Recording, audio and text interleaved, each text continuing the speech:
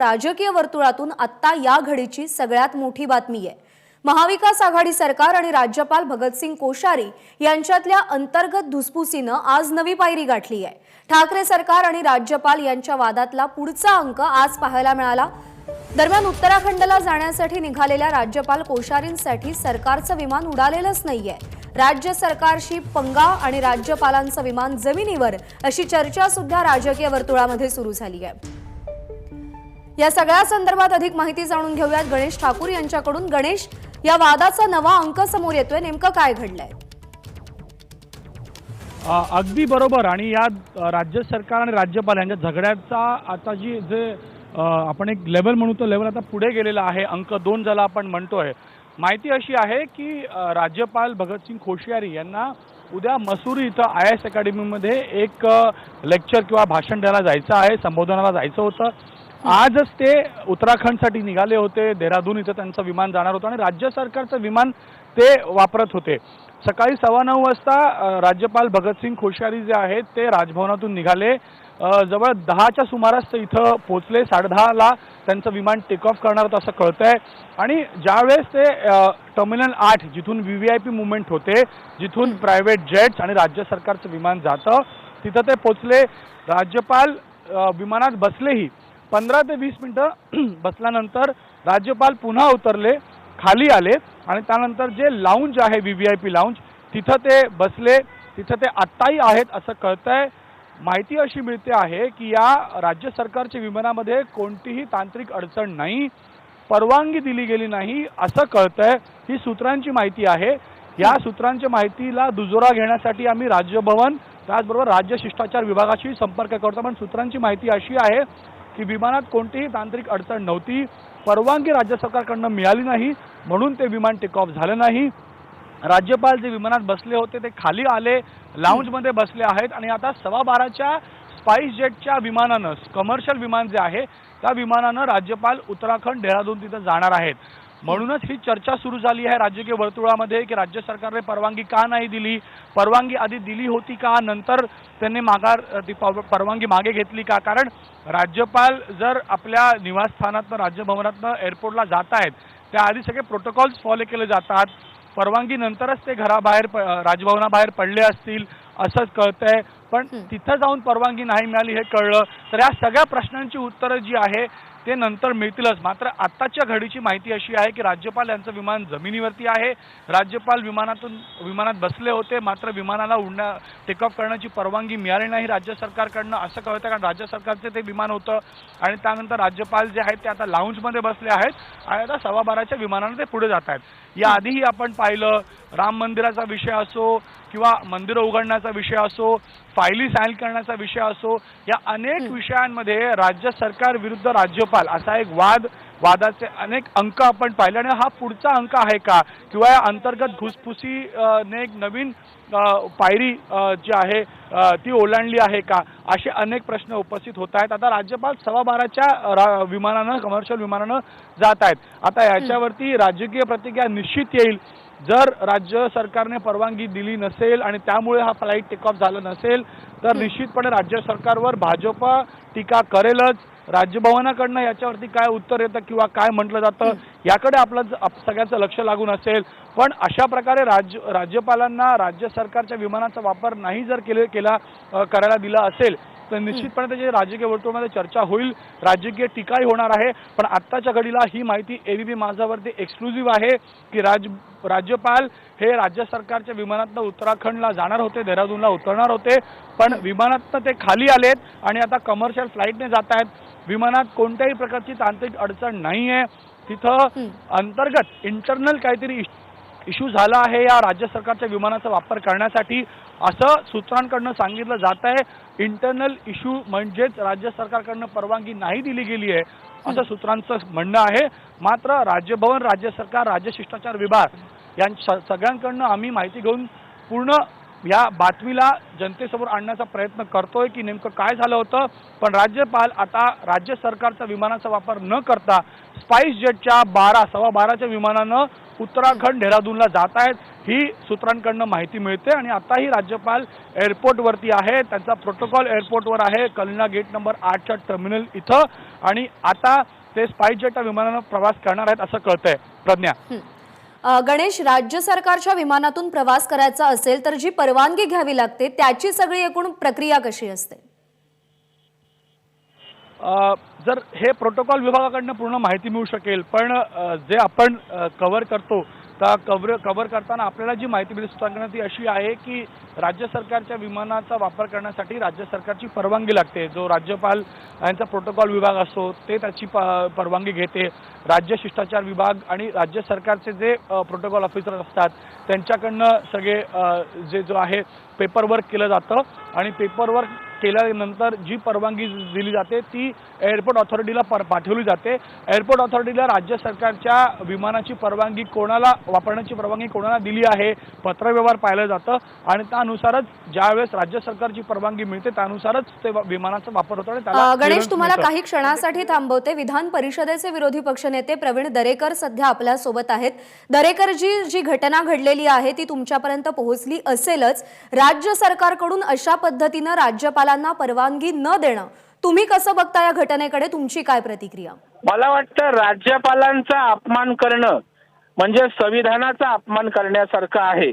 कारण राज्यपाल हे संविधानिक राज्याचे प्रमुख आहेत आणि या सरकारची सूडभावना एवढ्या टोकाला गेले की आता त्यांनी राज्यपालांना पण त्या ठिकाणी सोडलं नाही. कारण गेल्या वर्षभराच्या कालावधीमध्ये पहिल्या दिवसापासून आजपर्यंत जेवढं म्हणून सूडभावनेनं वागता येईल तेवढं सूडभावनेनं वागण्याचा प्रयत्न हे सरकार करतंय.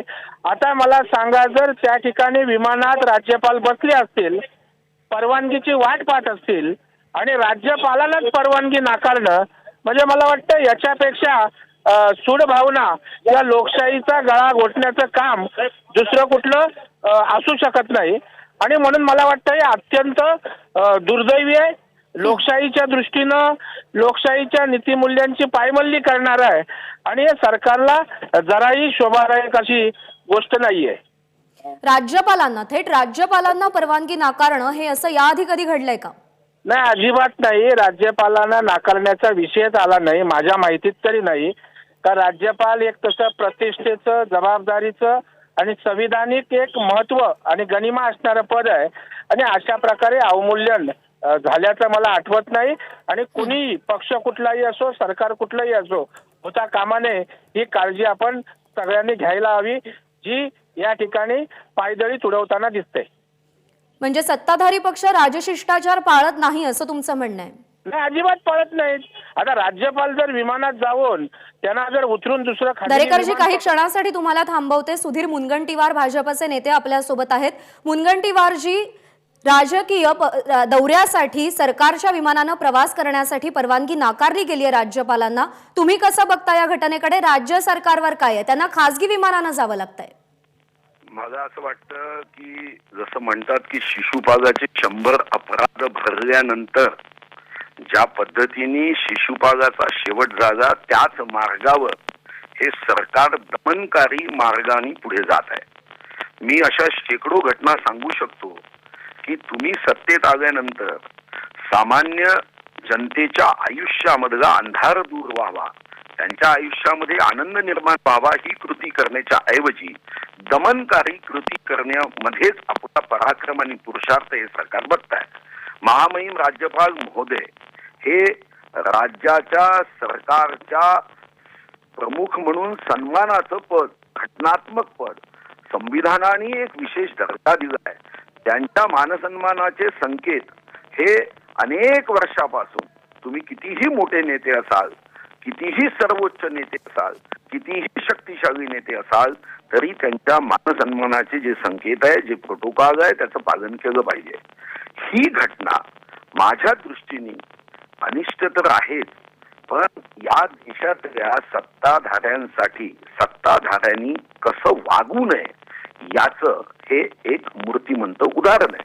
राज्यपालांना विमानातून उतरवून मुनगंटीवार दुसऱ्या तुम्ही राहाच विमानात- आपल्यासोबत, मुनगंटीवारजी तुम्ही राहाच आपल्यासोबत. शिवसेनेचे विनायक राऊत सुद्धा आपल्यासोबत आहेत. राऊतजी, थेट आरोप केले जात आहेत, दमनकारी कृत्य, लोकशाही पायदळीत उडवल्याचा आरोप केला जातोय. तुमची काय प्रतिक्रिया? खरं म्हणजे महाराष्ट्राचं महाविकास आघाडीचं सरकार जे आहे किंवा महाविकास आघाडीचे नेतृत्व करणारे माननीय उद्धवजी ठाकरे जे आहेत, यांनी आजपर्यंत दमन नीतीचा कारभार कधी केलेला नाही आणि करणारही नाहीत. आज जी काय घटना घडली असेल त्याची वस्तुस्थिती मला त्याची अजून कल्पना नाही, मी दिलेला आहे. परंतु काहीतरी टेक्निकल बाजू निर्माण झाल्या असतील आणि म्हणून त्या अनुषंगाने ही घटना घडली असेल. परंतु अशा पद्धतीने राज्यपाल महोदयांचा अवमान करणं किंवा त्यांचा अपमान करणं ही कोणतीही भावना महाराष्ट्राच्या सरकारने मनामध्ये कदापि ठेवलेली नाही. पण राऊतजी, राज्यपाल विमानामध्ये 15 ते 20 मिनिटं बसून होते, ते विमानात बसले आणि त्यानंतर त्यांना खाली उतरावं लागलं. एव्हिएशन म्हणजे एअरपोर्टवरून विमानाचं उड्डाण घेणं वगैरे जे आहे ते एव्हिएशनच्या अंतर्गतची बाब आहे. ती त्यांना टेक ऑफ घेण्यासाठी परमिशन देणं ATC टॉवरच्या माध्यमातून ती मिळाली जाते. त्यामध्ये राज्य सरकारचा थेट संबंध काही येत असेल असं मला वाटत नाही. मी पुन्हा एकदा मुनगंटीवारजींकडे जाते. मुनगंटीवारजी, हे सगळं तांत्रिक गोष्टींकडे ढकललं जात आहे, पण खरा प्रोटोकॉल काय असतो? नाही, असं आहे की जे विनायकराव राऊत माझे मित्रही आहे आणि त्यांनी जी भूमिका मांडली त्याच्या सत्यता असेल तर मग त्याच्यावर आक्षेप करते. पण हा हॅलो हो, तुमचा आवाज येतोय, तुमचा आवाज येतोय. महामहिम राज्यपाल महोदयांना विमानामध्ये बिघाड आहे म्हणून उतरवण्यात आलं की विमान देता येत नाही म्हणून उतरवलं, आता हे सर्व स्पष्ट झाल्यावर पण या अगोदरच्या ज्या घटना आपण पाहतोय त्या घटना लक्षात घेतल्यानंतर ज्या पद्धतीने राज्यपाल महोदयांच्या संदर्भामध्ये ज्या शब्दांचा उपयोग आजपर्यंत केल्या गेल्या, त्यांना एखाद्या पक्षाचं हस्तक म्हटलं गेलं, अशा ज्या पद्धतीच्या घटना आहे किंवा आता तुम्ही नुकतंच पाहिलं की भारतरत्न लता मंगेशकरजी असेल, भारतरत्न सचिन तेंडुलकरजी असेल, यांची चौकशी करू. अरे हे किती आश्चर्यजनक आहे. 7 जुबे इस दुनिया में. खर तर याच्या संदर्भात कुणी तक्रार केली नाही. मग उद्या असं कोणी म्हणायचं का की अनिल देशमुख साहेबांनी ही चौकशी लावली, ही सुद्धा कोणत्या तरी दबावात केली म्हणून CBIने अनिल देशमुखांची चौकशी करावी, असं कोणी म्हणेल का? मला जे व्यक्तिगत रीतीने वाटतं आणि खरं तर विनायकराव राऊतांनी सांगितलं की ते टेक्निकल कारण असतील. मी त्याच मुद्द्यावर येते मुनगंटीवारजी, की जी माहिती ABP माझाने मिळवली सूत्रांच्या माध्यमातून, त्यानुसार तरी विमानामध्ये कोणताही तांत्रिक बिघाड नव्हता, विमान व्यवस्थित आहे, ठीकठाक आहे, तरी सुद्धा राज्यपालांची परवानगी नाकारली गेली, त्यांना विमानात बसवलं गेलं आणि त्यानंतर पुन्हा एकदा खाली उतरवलं गेलंय. नाही, मग हा तर अवमान आहे, हा महाराष्ट्राचा अवमान होईल, संविधानामधल्या प्रोटोकॉलचा, संकेताचा, तरतुदीचा अवमान होईल. आणि असं केलं असेल तर विनायकराव राऊतांनी तर विशेष करून ते आमचे मित्र आहे, उद्धवजींना समजून सांगितलं पाहिजे की येतो राज्याच्या सत्ता प्रमुख बनल्यानंतर आपण अशा पद्धतीने वागण्याच्या ऐवजी दीर्घकालीन सत्ता टिकवायची असेल तर आपलं लक्ष हे दमनकारी राज्य व्यवस्थेकडे न करता विकासकारी राज्य व्यवस्थेकडे जाणं हे जास्त फायद्याचं आहे. ही अशी उदाहरणं की तुमच्या सरकारने हे केलं म्हणून आम्ही करतो, मला वाटतं की कोणाची कोशिश नसते. आपण आपलं काम चांगलं कर्तव्य पूर्ण करावं. राज्यपाल महोदयांना जर अशा पद्धतीने केलं असेल तर सरकारच्या वतीने क्षमा मागून पुन्हा अशा घटना होणार नाही याची काळजी घ्यावी. राऊतजी, क्षमा मागण्याची मागणी होतीये भाजपकडून. माझे परम आदरणीय मित्र सुधीरजी मुनगंटीवार साहेब, त्यांच्या अभ्यास वृत्तीबद्दल मला पूर्ण कल्पना आहे आणि अत्यंत संयमी आणि मित्रत्वाचं नातं निर्माण करणारं सुधीर मुनगंटीवारांचं ते नेतृत्व आहे. त्यांनी व्यक्त केलेल्या विचारांशी मी काही खोडत नाही, परंतु अशा पद्धतीने मुद्दाम जाणून बुजून महाराष्ट्र सरकार राज्यपालांशी वागेल असं मला बिलकुल वाटत नाही. आम्ही त्यांची नक्की माहिती घेऊ, परंतु घटनेने जी पदं निर्माण केली त्याचा आदर राखणं, महामहिम राज्यपालांचा आदर राखणं हे महाराष्ट्र सरकारने आजपर्यंत केलेलं नाही. काही वेळेला राजभवनातून खूप राजकीय नाटकं घडली गेली, परंतु ते मनामध्ये न ठेवता राज्यपाल महोदयांचा मान सन्मान महाराष्ट्र सरकार कायम ठेवलेला आहे त्याने आणि भविष्यामध्ये ठेवेल. परंतु आजची जी घटना जी असेल ती मला पूर्ण माहिती घेऊनच आपल्याशी विचार व्यक्त करावे लागतील. बर बर नक्कीच. मुनगंटीवारजी आणि राऊतजी तुम्ही दोघंही आपल्या सोबतच राहा. मुंबई उपनगराचे पालकमंत्री अस्लम शेख सध्या आपल्या सोबत आहेत. अस्लम शेख जी, तुमच्यापर्यंत काही माहिती पोहोचली आहे का की नेमकी परवानगी का नाकारली गेली? हे बघा, कुठल्याही गोष्टीचा विनाकारण काय मूल्य काढणं ही योग्य नाही. प्लेन उडण्याच्या आधी एटीसीचा क्लिअरन्स लागतोय. ते एटीसीचा क्लिअरन्स जे राज्य सरकारच्या हातामध्ये नसतं. कुठल्या कारणामुळे त्यांना जाऊ दिलं नाही याची खरं म्हणजे माहिती घेतली पाहिजे आणि माहिती घेतल्यानंतरच त्याच्याबद्दल बोललं पाहिजे. आता माझ्याकडे आता सध्या माहिती नाही एटीसीने त्याला थांबवलं की काय कारणाने त्यांना विमान चालू मध्ये जाऊ दिलं नाही. आणि राज्यपालाचा मान आहे आणि महाराष्ट्रात नेहमी आपला राज्यपालाचा मान सन्मान कधीही कमी होऊ देणार नाही. पण पहिले हे माहिती करणे गरजेचं आहे की त्यांना नाही परवानगी देण्याचं कारण काय होतं. अस्लम शेखजी, राज्यपाल राजभवनातून बाहेर निघतात, विमानतळावर जातात, विमानात बसतात, तोपर्यंत कोणालाही याची माहिती नसते की ही प्रक्रिया पूर्ण झालेली आहे की नाही? नाही, हे बघा, जेव्हा विमानला टेक ऑफ करायचं असेल किंवा हेलिकॉप्टरला टेक ऑफ करायचं असेल त्यांना एटीसीचा क्लिअरन्स लागतोय. त्यामध्ये ज्या पद्धतीने ट्रॅफिक कंजेशन असतं त्या टायमाला कधी कधी मुख्यमंत्र्यांना सुद्धा अर्धा पावणा तास थांबावं लागतो किंवा कॅन्सल करावं लागतो. तर याची शहानिशा होण्याची गरज आहे की त्यांना एटीसी क्लिअरन्स मिळाला नाही की विमानामध्ये काय प्रॉब्लेम होता की काय त्याच्यात त्रुटी होती. त्याचे माहिती घेण्याचे विपरीत बोलणं हे योग्य ठरणार नाही. अस्लम शेखजी, मी पुनरावृत्ती करते की एबीपी माझानं जी माहिती मिळवलेली आहे त्यानुसार विमानात तरी कोणताही तांत्रिक बिघाड नव्हता, विमान सुस्थितीत आहे. आता जे काही तुम्ही सगळं म्हणालात त्यानुसार राज्य सरकारचा या सगळ्या घटनेशी काहीही संबंध नाही असं तुम्हाला म्हणायचंय का? नाही, हे खरं आहे. एटीसी क्लिअरन्सचं राज्य सरकारचं काय असतं, ते आपली यंत्रणा आहे, ते क्लिअरन्स देतात. हेलिकॉप्टर असू द्या किंवा प्रायव्हेट असू द्या की आपलं कमर्शियल जे प्लेन चालतोय त्यांना एटीसी क्लिअरन्स देतात. तुम्ही बघा, कधी कधी हवातच एक एक दीड तास प्लेन उडत असतात कारण त्यांना क्लिअरन्स लँडिंगचा नसतोय किंवा टेकअपचा नसतोय. तर ही सगळी बाब एटीसीचे कन्सर्न आहे, त्याला कुठलाही वेगळं वळण देणं हे योग्य ठरणार नाही. अस्लम शेखजी, म्हणजे जनरल ऍडमिनिस्ट्रेशन आणि सीएमओ यांच्याकडून परवानगी दिली गेली होती असा तुमचा दावा आहे? नाही, त्याच्याबद्दल मला माहिती नाही. शेवटी राज्यपाल जेव्हा निघतात किंवा कुठलेही व्हीआयपी जेव्हा निघतोय ह्या दर्जेचा तर ते सगळी शहानिशा करण्यात जे डिपार्टमेंट तसं करण्यात येत आहे ती सगळी झाली असेल. आता विमानला जाण्याची परवानगी का नाही दिली हे माहिती करणं गरजेचं आहे. विमान मध्ये प्रॉब्लेम होता की एटीसीने क्लिअरन्स नाही दिलं की राज्यपालांना उशीर होता म्हणून त्यांनी दुसऱ्या प्लेन मध्ये जायचं नक्की केलं, हे सगळं त्यांच्याशी माहिती किंवा डिपार्टमेंट जे कन्सर्न आहे त्यांच्याशी बोलल्यानंतरच याच्याबद्दल बोलण्यात येईल. अस्लम शेखजी, माझा प्रतिनिधी गणेश ठाकूर आपल्यासोबत आहेत, त्यांनाही तुम्हाला काही प्रश्न विचारायचे आहेत. गणेश. अस्लमजी, तुम्ही म्हणताय बरोबर आहे की एटीसी क्लिअरन्स मिळाला नाही का, त्यांना लवकर जायचं होतं का, आणि जो प्रोटोकॉल आहे किंवा राज्यपाल ज्यावेळेस घराबाहेर पडतात, राजभवनाबाहेर पडतात, सगळे कागदपत्र आणि सगळे क्लिअरन्स घेऊनच ते विमानाचा वापर करतील. म्हणूनच हा प्रश्न आहे की राज्यपाल विमानात बसले, जर त्यांना परवानगी नसती तर विमानात गेलेच नसते, विमानात बसलेच नसते, एक प्रश्न. दुसरा असा आहे की एटीसी क्लिअरन्सचा विषय असेल, आता राज्यपाल 12:15च्या स्पाइस जेट फ्लाईटनं देहरादूनला उडतायत, तर माझा प्रश्न असा आहे की आता कमर्शियल फ्लाईट त्यांना का करावी लागली असेल? राज्यपालचा प्रोटोकॉल विभाग, राज्यशिष्टाचार विभागानं सगळ्या प्रोसिजर फॉलो करूनच त्यांना त्या प्लेनमध्ये बसवलं असेल, हा माझा प्रश्न आहे. आणि तांत्रिक अडचण फ्लाईटमध्ये कोणतीही नाही, ही सूत्रांची माहिती आहे. अस्लमजी, असं आहे की जेव्हा ते निघतात ते प्रोटोकॉल पोलिसांचं असतं, तिकडे स्पॉटवरती पोहोचल्यानंतर ते सीएसएफचा प्रोटोकॉल असतोय, त्याच्यानंतर जर विमानात जर बसले असतील आणि विमानात बसल्यानंतर विमानला का उडू दिला नाही हे एक मोठा प्रश्न आहे. आता विमानची सगळी टेक्निकल प्रॉब्लेम काही नव्हती तर विमानला एटीसी उडू देणार नाही ना. आणि एटीसीचा आणि सरकारचं काय लेनदेन आहे?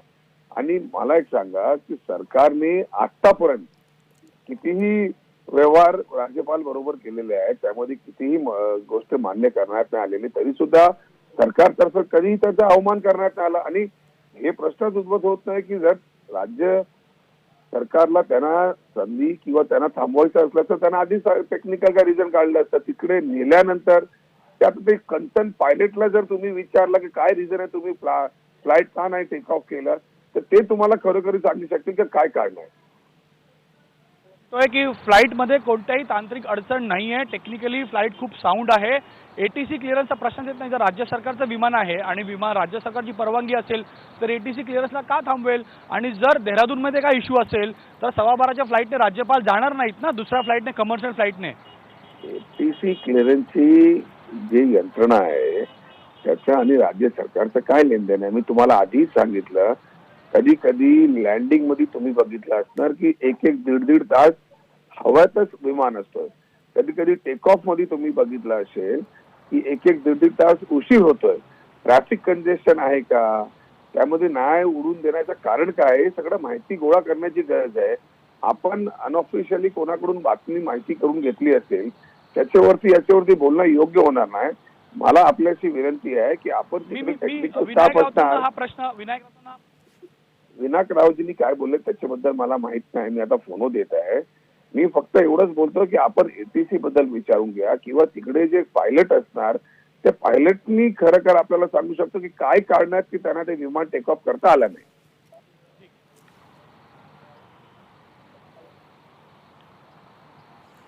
असलम शेखजी, धन्यवाद. तुम्ही एबीपी माझाला ही सविस्तर प्रतिक्रिया दिलीत त्याच्यासाठी. आणि यानंतर आपण जाऊयात, राजकीय विश्लेषक अभय देशपांडे सर आपल्यासोबत आहेत. काही तांत्रिक अडचणींमुळे त्यांचा आवाज आपल्यापर्यंत पोहोचत नाही. आपण पुन्हा एकदा गणेश ठाकूर यांच्याकडे जाऊयात. गणेश, एटीसीचं कारण पुढे केलं जात आहे आता. प्रज्ञा, हे कारण असू शकत नाही. त्याचं कारण असं आहे की राज्य आता कोणत्याही क्लायमेटचा काही इश्यू नाही आहे इथंही, देहरादूनमध्येही. जर देहरादूनमध्ये समजा असं समजलं की देहरादूनमध्ये बऱ्याच वेळेला फॉग आणि इतर विषय असतात, त्यामुळे अनेक फ्लाईट्स लेट होतात. मी स्वतः देहरादूनला आता मागच्या महिन्यात गेलो होतो, तिथे इश्यू होते. आता तिथे इश्यू नाही. आणि इश्यू असता तर राज्यपाल 12:15च्या स्पाइस जेटच्या कमर्शियल फ्लाईटने का गेले असते? एक. दुसरं असं आहे, जसं असलम शेख म्हणतात किंवा विनायक राऊत म्हणतात की आम्ही माहिती घेऊ, राज्यपालांचा एक प्रोटोकॉल विभाग असतो, एडीसी असतात, त्या राजशिष्टाचार विभागाची त्यांचे कनेक्शन असतात किंवा संबंध कम्युनिकेशन असतं. जर परवानगी नसती तर राज्यपाल तिथे गेलेच नसते. परवानगी दिली गेली नसती तर राज्यपाल त्या फ्लाईटमध्ये बसलेच नसते. राज्यपाल तिथे पोहोचतात म्हणजेच राज्य सरकारसोबत काहीतरी कम्युनिकेशन झालं असेल. आता सूत्र असं म्हणतायत की या फ्लाईटमध्ये कोणत्याही प्रकारची तांत्रिक अडचण नाही आहे आणि म्हणूनच त्यांना फ्लाईटमध्ये बसायलाही किंवा राज्यपाल बसलेही होते. 15-20 मिनिटानंतर राज्यपाल बाहेर येतात. लाऊंजमध्येही तिथे काही घडलंय त्याबद्दल आम्ही माहिती काढतो की लाऊंजमध्येही बऱ्याच फोनाफोनी झाल्या होत्या ज्यावेळेस राज्यपाल त्या व्हीव्हीआयपी लाऊंजमध्ये होते. त्यानंतर राजभवनाकडनं स्पाइस जेटची जी फ्लाईट आहे ती बुक केली गेली आहे. म्हणून हे सगळे प्रश्न उद्भवत आहेत की तिथं पोहोचल्यानंतर असं काय घडलं की त्यांना फ्लाईटमधून खाली उतरावं लागलं, लाऊंजमध्ये बसावं लागलं आणि त्यानंतर स्पाइस जेटच्या विमानाने त्यांना आता देहरादूनला जावं लागतंय. उद्या त्यांचा कार्यक्रम आहे मसूर इथं, IAS अकॅडमीमध्ये त्यांचं संबोधन आहे, त्यासाठी राज्यपाल तिथे जात आहेत. म्हणून हे सगळे प्रश्न आहेत. या सगळ्या प्रश्नांची उत्तरं अद्याप राज्य सरकारकडनं नाही आली आहेत. राज्य सरकारनं कोणतंही असं म्हटलं नाही की नाही तांत्रिक अडचण किंवा तांत्रिक बिघाड आला होता त्या फ्लाईटमध्ये म्हणून परवानगी नाकारली गेली किंवा फ्लाईट टेक ऑफ झालं नाही. आणि राजभवनाकडनं अशा प्रकारची कोणतीही सूचना अद्याप नाही आली आहे. आम्ही कॉन्टॅक्ट करतोय राजभवनालाही, राज्य शिष्टाचार विभागालाही. तुम्हाला काही क्षणासाठी थांबवते. राजकीय विश्लेषक अभय देशपांडे सर आपल्या सोबत आहेत. अभय सर, प्रोटोकॉल नेमका काय असतो?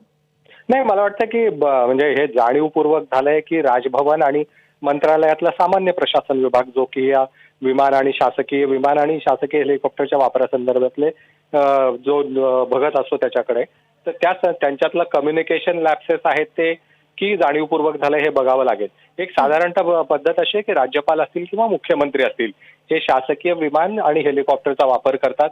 मुख्यमंत्र्यांनी जेव्हा राजभवनातून सामान्य प्रशासन विभागाला किंवा मुख्यमंत्री कार्यालयाला कळवलं जातं त्यानंतर त्याची परवानगी दिली जाते. आजपर्यंत राज्यपालांना परवानगी नाकारली असं कधी झालेलं नाहीये.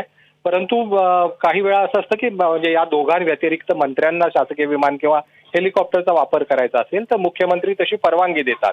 म्हणजे या संदर्भातले आदेश वेळोवेळी काढण्यात आलेले आहेत. असे म्हणजे कधी कधी दौरे ओव्हरलॅप होतात किंवा कम्युनिकेशनमुळे त्याची कल्पना नसते. अशा वेळेस काही वेळा तांत्रिक प्रश्न निर्माण होतात. मला वाटतं की पृथ्वीराज चव्हाण मुख्यमंत्री असतानाही एकाच दिवशी राज्यपाल आणि मुख्यमंत्र्यांचा दौरा आल्यामुळे ते दौऱ्यात फेरबदल करावे लागले होते. त्याचा तपशील आता मला आठवत नाहीये, परंतु तसा काही प्रकार झाले होते.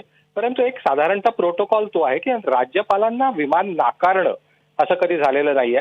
आता एटीसीची वगैरे कारणं सांगतायत. तर मला वाटतं की कम्युनिकेशन झाल्यानंतर राज्यपालांकडून राजभवनातून तशी विनंती गेल्यानंतर तशी परवानगी दिली जाते. आता ही परवानगी तांत्रिक बिघाडामुळे नाही दिली की अन्य काही त्याला कारण होते का त्या दौरे आधी ओव्हरलॅप होते किंवा ऐनवेळी कळवण्यात आलं म्हणून काही प्रश्न निर्माण झाले, हे आता मला वाटतं अवकाश काढलं. पण हा प्रकार दुर्दैवी एवढं मात्र निश्चित. प्रज्ञा. अभय सर, धन्यवाद तुम्ही दिलेल्या प्रतिक्रियेसाठी. तर राज्यपाल भगतसिंग कोश्यारी यांना शासनाच्या विमानातून प्रवास करण्यासाठी परवानगी नाकारली गेली आहे, तर राज्य सरकार मात्र तांत्रिक बाबींकडे अंगुली निर्देश करताना दिसतंय. एबीपी माझा, उघडा डोळे बघा नीट.